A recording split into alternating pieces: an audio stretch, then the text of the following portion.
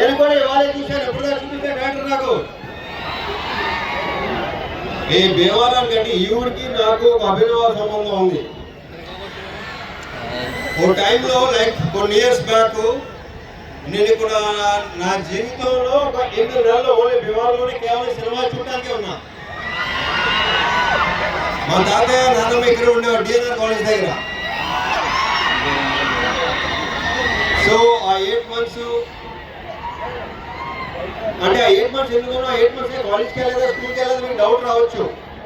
మెట్రికేషన్ fail అయ్యి మళ్ళీ exam రాయడానికి వచ్చాను.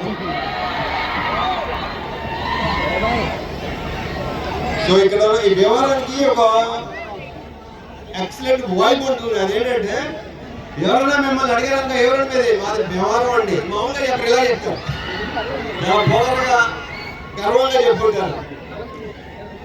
సో ఇక్కడ ఫుడ్ విషయం గురించి చెప్పాలంటే పెద్దగా ప్రత్యేకంగా చెప్పక్కర్లేదు. సంక్రాంతికి ఇక్కడ జరిగే కోడి పందాలు కానీ